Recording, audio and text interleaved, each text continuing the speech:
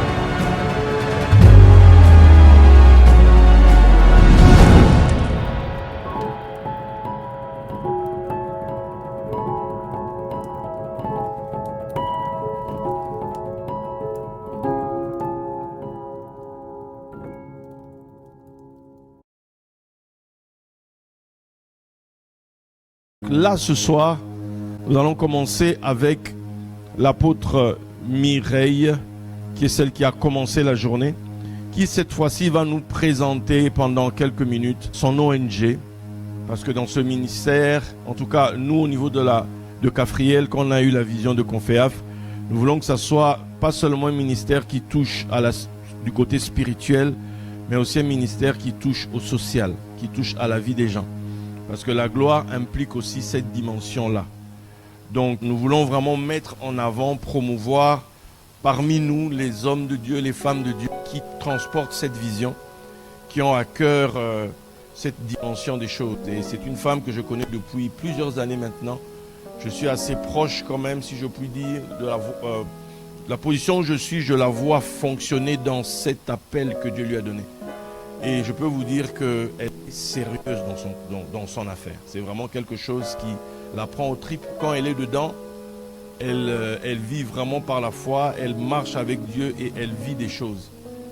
Donc, nous voulons que sur cette deuxième édition, qu'elle puisse encore nous reparler. Peut-être que l'année dernière, certains n'étaient pas là pour l'entendre, mais j'aimerais que vous l'écoutiez même pendant 10 minutes. Apôtre, viens, s'il te plaît. On l'accueille, s'il vous plaît, par des acclamations.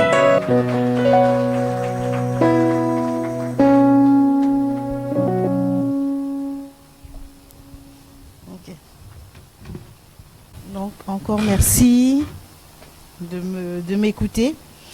Donc, j'ai 10 minutes, je vais aller rapidement. Donc, je suis venue présenter l'ONG Un cœur, une main. L'ONG que Dieu m'a fait la grâce de fonder et de diriger. Et nous avons commencé nos activités depuis 2013. C'est une ONG qui intervient dans les prisons. Donc nous avons commencé en Côte d'Ivoire, dans une première prison. Nous avons fait donc toutes les prisons de la Côte d'Ivoire. Nous sommes sortis de la Côte d'Ivoire, nous sommes allés au Ghana, nous avons fait Togo et nous comptons continuer. Alléluia. Nous avons commencé en offrant des repas à 300 personnes. Après, on s'est dit, on va s'occuper des enfants dont les parents sont en prison pour les scolariser. Donc, on les a scolarisés.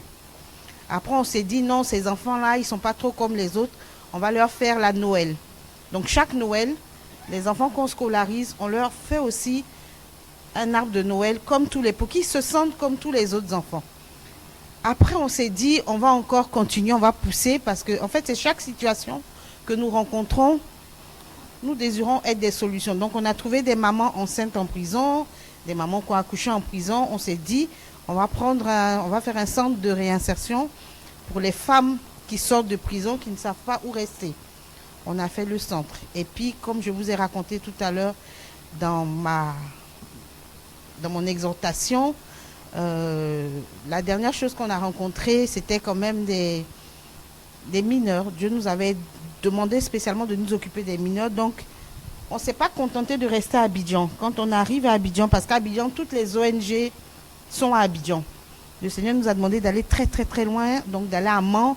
C'est à presque 700 km d'Abidjan, 600-700.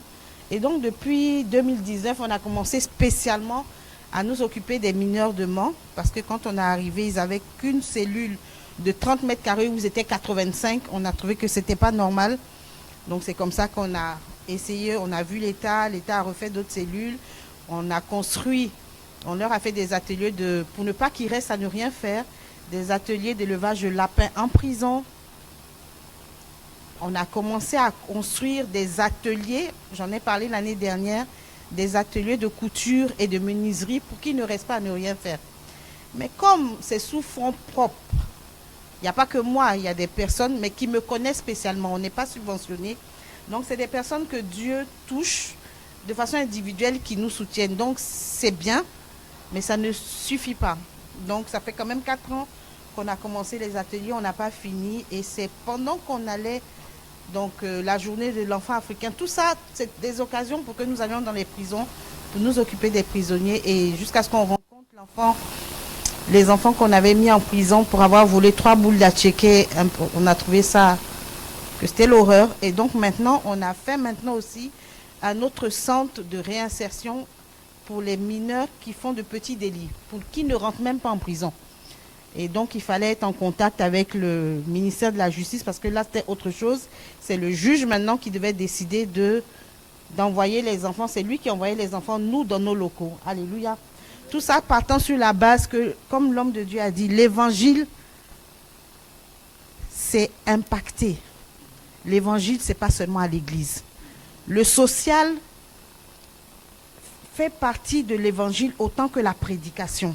Alléluia. Parce que dans la Bible, et c'est parti aussi de donner leur vous-même à manger.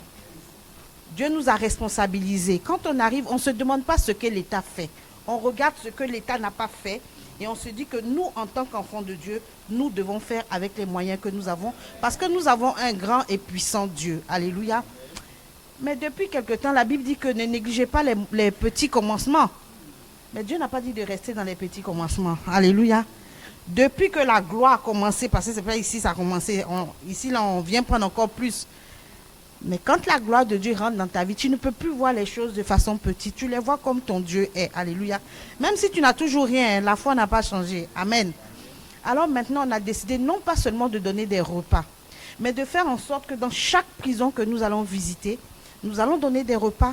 Mais spirituellement aussi, nous allons nous occuper d'eux en mettant en place des cellules dans les prisons. Ce qu'on ne peut pas faire ici, je suis aumônière, j'ai passé le diplôme d'aumônier de prison. Ici en France, ici on dit la laïcité. On ne peut pas bien parler comme en Afrique. Alléluia. Alors qu'en Afrique, je rentre dans les cellules où les hommes ne rentrent, où les femmes ne rentrent pas. Je rentre même dans les bâtiments, dans les blindés. J'en ai la possibilité, comment dire ça, avec l'État, on a une convention.